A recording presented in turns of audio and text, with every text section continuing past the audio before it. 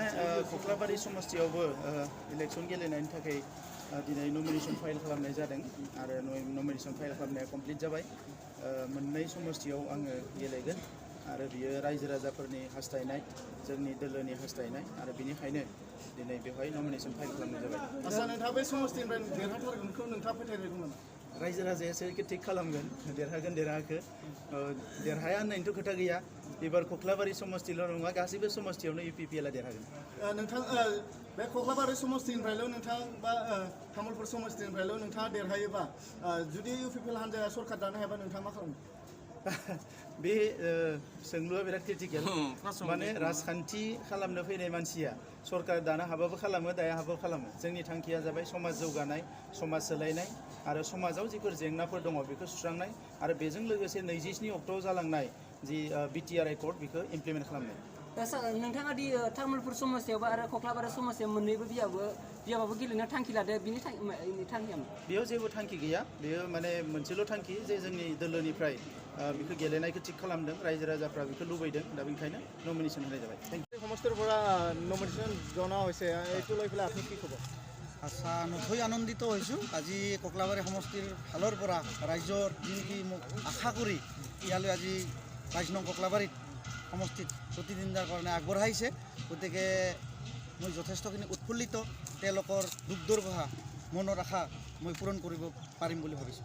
ৰাইজৰ পৰা কিমান আশা কৰিছিল? ৰাইজৰ পৰা মই 100% আশা কৰিছোঁ। যদি আপুনি কক্লাবাৰী সমষ্টিৰ পৰা যদি জয়যুক্ত হৈ যায় আপুনি আপোনাৰ যেনিবা পাৰ্টিৰ পৰা যদি চৰকাৰ গঠন কৰিব নোৱাৰে তাৰপিছত আপুনি কি কৰিব? আচ্ছা এইটো আমি যাইছোঁ যিহেতু মই GSPৰ সমৰ্থক সেইটো আমি ভাবাই নাই। আমি 100% চিয়'ৰ আমাৰ সন্মানীয় MP ডাঙৰীয়া GSPৰ সভাপতি তেখেতে কৈ আছে এইবাৰ আমাৰ BTADত GSPৰ চৰকাৰ গঠন হ'ব। গতিকে खामानिखौ मावनानै गोजोननाय मोनदों। मानो होनोबा बे आंनि थाखाय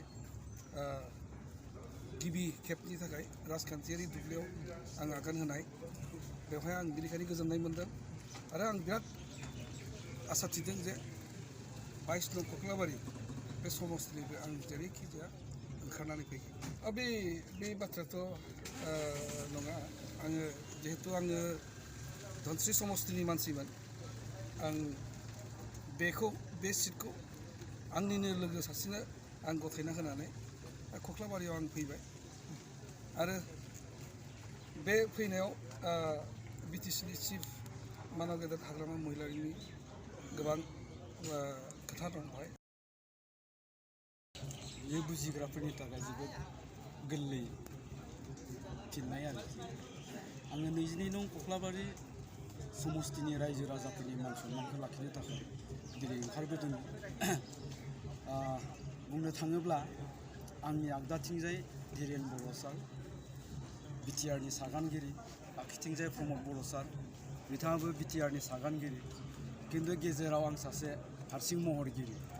बेखायनो आं बुंनोसो नागिरदों साननैसोनि उनाव नुगोन बिनि सावगारि।